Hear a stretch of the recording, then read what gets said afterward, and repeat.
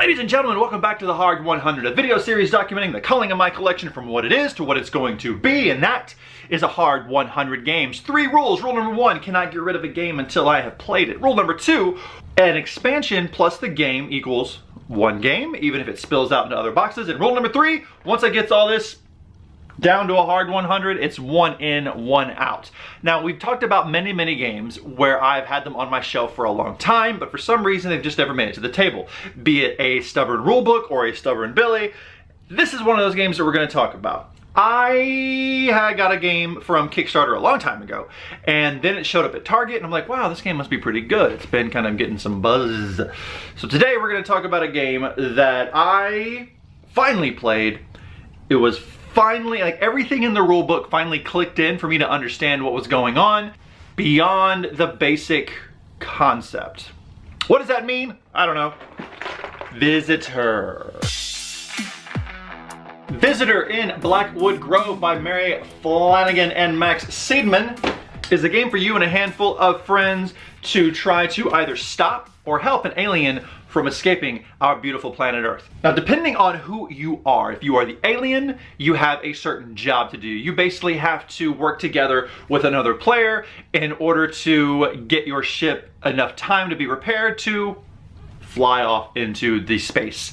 If you are the kid, you are actually helping the alien. You're trying to build trust by correctly guessing a couple of things to help him go off into the space. If you're anyone else, you work for different government agencies, CIA, FBI, DIAD, all those people, and you are actually trying to make it through the alien's defenses in order to capture the alien for, I'm assuming, science and tea. How are you actually trying to capture the alien and get through to the alien? Oh, I'm so very glad you asked. This game has a very fun idea about it. So we have everything set up, and the alien is going to create what's called a rule, a pass rule. This rule is basically what can get into his force field and what cannot get into his force field. And on any given player's turn, they will do some version of asking the alien if a card can get through the force field.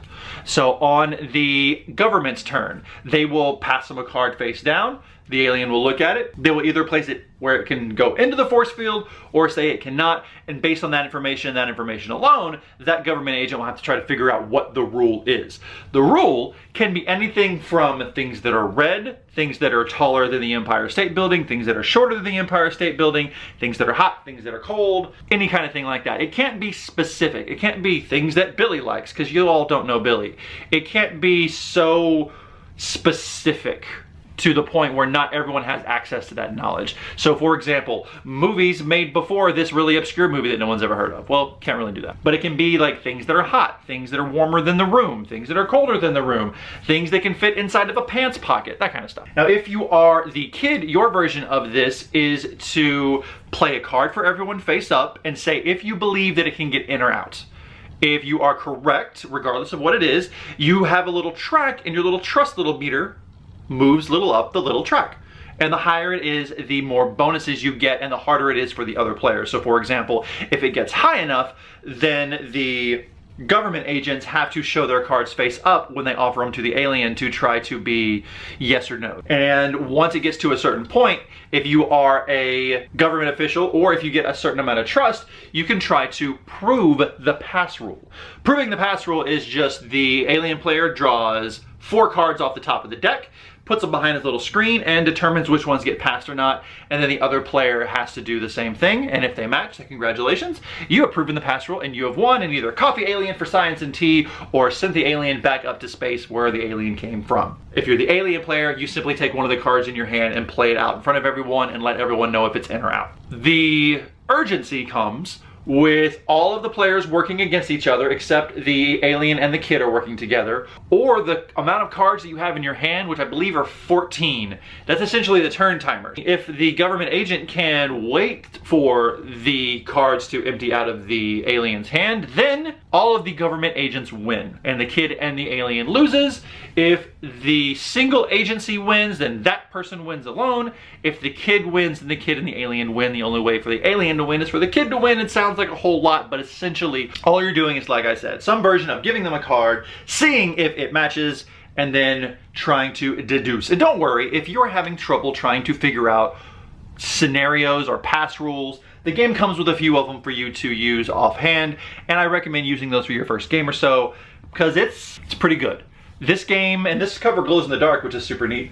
This game took a long time to play because the rule book, now I see it as being very clear, but before it was not to me. Thank the baby Jesus for the rules girl, because she helped me break through a couple of hurdles that I was getting through to try to learn this game, but I'm so very, very glad I did. Housekeeping. 5 to 15 minutes. It can go as little as 5 and as much as 15. Does that seem right? I feel like our first game, and your first game obviously will go longer anyway, is more than 15, 20 minutes. I think that 5 minutes is if someone's really smart. Ages 8 and up, okay? And 3 to 6 players. We played this with a full set. So a full set of 6. So we had 4 agents, a kid, and a me. And it was pretty fun.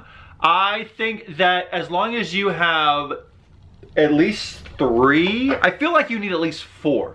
3 is good because it feels like it's 1 against 2.